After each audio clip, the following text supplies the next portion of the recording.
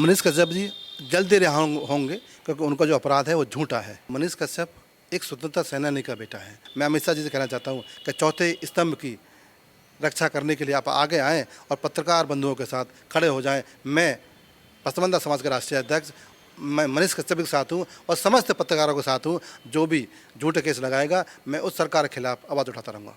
NSA उस पर लगा जाता है जो बहुत बड़ा अपराधी हो, जो जिसने की बहुत हत्या की हो, एनएसए उस पर लगता है। ये पत्रकार केवल पत्रकार खबर दिखाता है, वो भी अपने कैमरे के माध्यम से। उन पर अपना प्रदेश नहीं संभल रहा। प्रदेश में जंगल राज हो गया है। जब से भाजपा पार्टी है, समर्थन हटाया भाजपा का, तब से जंगल राज हो गया है। आए दिन घटना हो रही हैं, सुबह आते पत्थर मारे जाते हैं, दिन दहाड़े मौत हो जाती है, दिन दहाड़े अपराधी अपराध करते हैं और वहाँ भी भूमाफिया पनप रहे हैं। तो कहीं ना कहीं जंगल राज की तरफ बिहार जा रहा है। और मैं तो कहता हूँ अमित शाह जी से कि अमित शाह जी बिहार सरकार को बर्खास्त करें और राष्ट्रपति शासन लागू कराएं। एहसान सर, बेशक तमिलनाडु की पुलिस ने मनीष कश्यप के ऊपर एनएसए लगा दिया हो और बिहार की सरकार कुछ भी बयानबाजी ना कर रही हो, एक तरफ बॉलीवुड की तरफ से गरीबों के मसीहा कहे जाने वाले सोनू सूद ने आकर समर्थन दिया है, तो वहीं दूसरी तरफ जनसैलाब लगातार मनीष कश्यप के लिए आवाज उठा रहा है। बिहार सरकार की चुप्पी को लेकर आप क्या कहेंगे? जो मनीष कश्यप जी के साथ हुआ है मैं उसकी निंदा करता हूँ। और मनीष कश्यप एक स्वतंत्रता सेनानी का बेटा है। उनके परिवार में से इस देश की रक्षा के लिए, सीमा की सुरक्षा के लिए उन्होंने कार्यरत किए हैं। तो ऐसी परिवार से आते हुए बच्चे को, और ख़ासकर पत्रकार जो कि निष्पक्ष दिखाने वाला हो, सच्चाई दिखाने वाला हो, आज बिहार सरकार या और सरकारों ने जो कि लेफ्ट की सरकार हैं, वो कहीं ना कहीं ऐसी पत्रकारों को दबाना चाहती हैं। और देश में ये घातक है क्योंकि पत्रकार एक ऐसा माध्यम है जो देश के अंदर सभी घटनाओं को, सच्ची घटनाओं को दिखाता है। जहाँ भी जिस प्रदेश में घटनाएं होती हैं, चाहे अच्छी हों या गलत हों, जो सच्ची हों वो दिखाता है। तो पत्रकार के ऊपर अंकुश लगाना और पत्रकारों को ऐसे गलत मामलों में फंसाना और ऐसी धारा लगाना जो कि अपराधियों को भी लगा जाती है, तो कहीं ना कहीं मैं उसकी निंदा करता हूँ। और सरकारों से भी कहता हूँ कि पत्रकारों के ऊपर अंकुश ना लगा जाए। अगर पत्रकार के ऊपर अंकुश लगाया जाएगा तो इस देश की चौथा खंभ छिन्न भिन्न हो जाएगा और देश के लिए घातक है, समाज के लिए घातक है। बिल्कुल भी जवाबदेही नहीं दे रही है बिहार की सरकार। लोग ये कह रहे हैं कि सिर्फ एक खबर को लेकर एनएसए लगाना कहां तक ठीक है, देशद्रोह का कानून। हाँ, बिहार की सरकार एक जातवाद की सरकार है। वो उसी में मस्त है। उन्हें नहीं पता कि कौन से पत्रकार के ऊपर क्या लगाया जा रहा है या कौन सा बिहार का पत्रकार जो स्वतंत्रता सेनानी के परिवार से आता है उसके ऊपर कौन सी धारा लगाई जा रही है। वो चुप्पी साधे बैठे हैं। अगर इसकी जगह पर कोई और जाति का लोग होते तो शायद आनन फानन में वो एक बयानबाजी करते, परंतु ये नीतीश सरकार है कहीं ना कहीं पत्रकारों के ऊपर अंकुश लगाने की कोशिश करती है। और इनका ख्वाब है कि हम पत्रकारों को दबा दें, हम जो हमारे बिहार में जो अपराध घटना हो रही है वो ना दिखाई जाए। अभी जैसे कि शोभा यात्रा पत्थर चलाए थे, तो कहीं ना कहीं इसका प्रभाव है उनके ऊपर। और ऐसे मुख्यमंत्रियों को या ऐसी सरकारों को अपना स्टैंड बदलना चाहिए और पत्रकारों के साथ और इस चौथे स्तंभ मीडिया के साथ खड़े होकर उनका बचाव करना चाहिए। सर, एक खबर को लेकर जहां एक तरफ कई राज्यों में एफआईआर दर्ज कराई गई है, तो मेरा फिर से यही सवाल है, एनएसए लगाना कहां तक जायज़ है? लगातार लोग ये भी सवाल उठा रहे हैं कि ये सिर्फ मनीष कश्यप के करियर को बर्बाद करने के लिए षड्यंत्र रचा जा रहा है। एनएसए उस पर लगा जाता है जो बहुत बड़ा अपराधी हो, जो जिसने की बहुत हत्या की हो, जो देश की स्वच्छता का खतरा हो, जो समाज को तोड़ता हो, जो समाज को, जो देश को तोड़ने की बात करता हो, एनएसए उस पर लगता है। ये पत्रकार केवल पत्रकार खबर दिखाता है, वो भी अपने कैमरे के माध्यम से।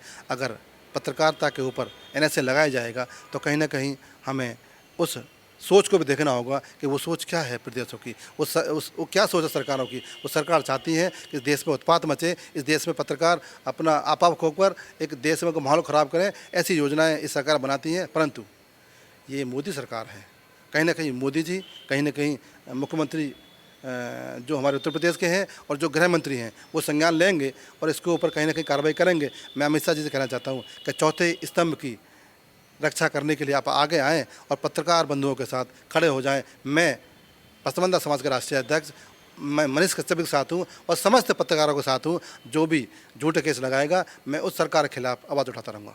आवाज उठाते रहेंगे, पर आज देश की जनता लगातार सवाल उठा रही है और नीतीश कुमार को भी लेकर यही कहा जा रहा है कि बिहार में 2025 में विधानसभा के चुनाव आने वाले हैं, 24 में लोकसभा चुनाव है।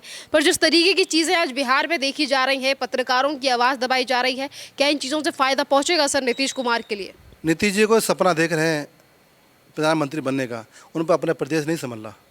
प्रदेश में जंगल राज हो गया है। जब से भाजपा पार्टी है, समर्थन हटाया भाजपा का, तब से जंगल राज हो गया है। आए दिन घटना हो रही हैं, सुबह आते पत्थर मारे जाते हैं, दिन दहाड़े मौत हो जाती है, दिन दहाड़े अपराधी अपराध करते हैं और वहाँ भी भूमाफिया पनप रहे हैं।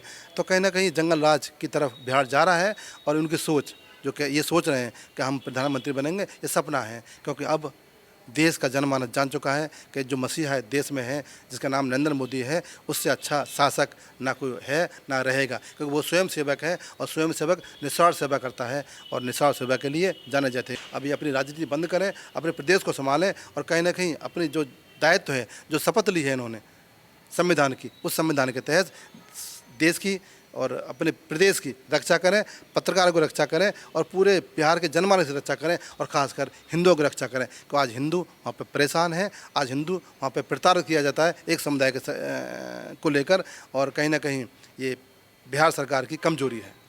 सर, अभी कुछ दिन पहले बिहार में 23 मार्च को बिहार बंद किया गया, जहां जनता ने बिहार की सरकार से सवाल पूछे तो बिहार के प्रशासन ने उन्हें भी उठाकर जेल में डाल दिया। अगर बात एक खबर की ही है तो वो कुछ और लोगों ने भी चलाई थी, तो उनके ऊपर सेम एक्शन क्यों नहीं लिया जा रहा? बिहार सरकार की तानाशाही कर कर किसी का भी मुंह बंद कर दो, चाहे पत्रकार हों, चाहे हिंदू हों, चाहे वो भाजपा के लोग हों, चाहे वो संघ के लोग हैं, जो अच्छा कार्य करते हैं, जो जन सेवा करते हैं, जो जन जन के पास जाते हैं, उनकी सेवा के लिए काम करते हैं, उनकी आवाज़ को दबाकर और उन्हें ख़त्म करना चाहते हैं। और बिहार में फिर गुंडा राज, माफिया राज होगा, जैसे कि लालू प्रसाद के सामने था, जंगल राज के नाम से जाना जाता था, अब पुनः जंगल राज बन चुका है। और मैं तो कहता हूँ अमित शाह जी से, अमित शाह जी बिहार सरकार को बर्खास्त करें और राष्ट्रपति शासन लागू कराएं।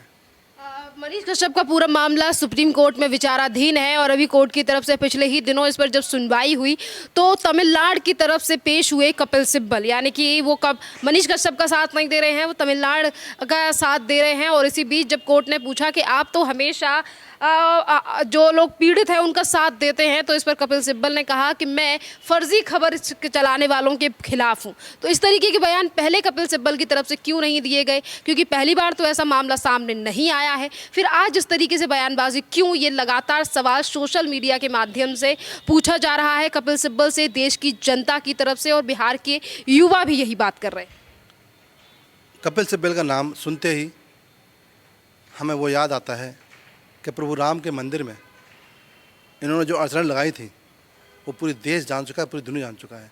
तो ये कहीं ना कहीं जब से इन्होंने वकालत शुरू करी है तो कहीं ना कहीं ऐसे लोगों को साथ देते हैं, चाहे वो झूठे अपराधी हों, चाहे वो भूमाफिया हों, चाहे वो प्रभु राम के मंदिर की बात हो, तो कहीं ना कहीं उनका साथ देते हैं।